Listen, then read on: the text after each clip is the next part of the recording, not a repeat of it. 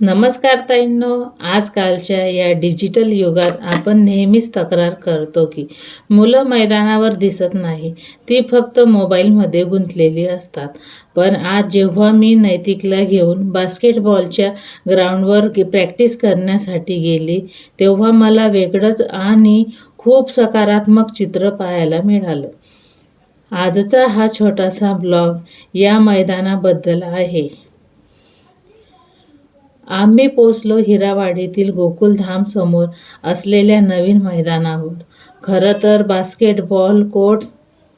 खरं तर त्यांना बास्केटबॉल कोर्ट्स हा इलेक्शन असल्यामुळे थोडे दिवस ह्या साईडला सरांनी त्यांना खेळायला नेले होते. तिथे बास्केटबॉलचे मैदान आणि होते म्हणून त्यांनी तिथे पोरांना वेगळं काही असं खेळायला नेलेले होते.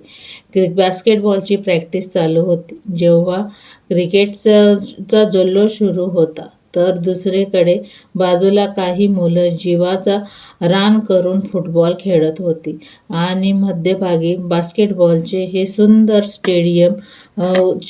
चारी बाजूंनी मुलांना तो उत्साह पाहून असं वाटलं की मला खरं प्रगती ही याच मैदानातून सुरू होते.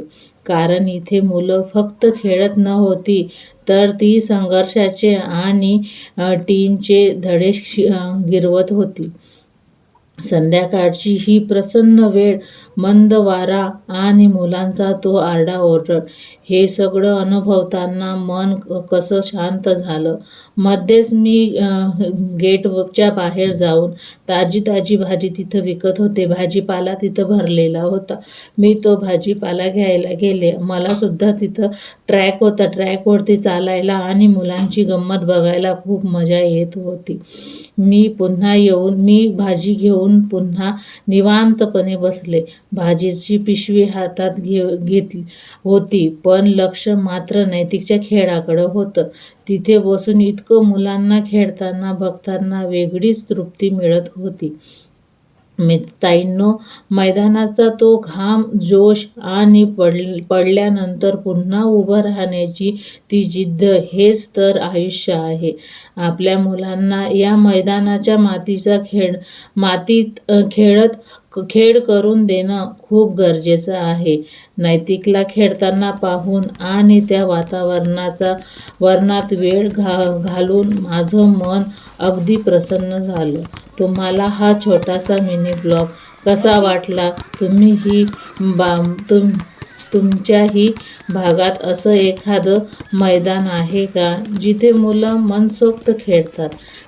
तर मला कमेंटमध्ये नक्की सांगा.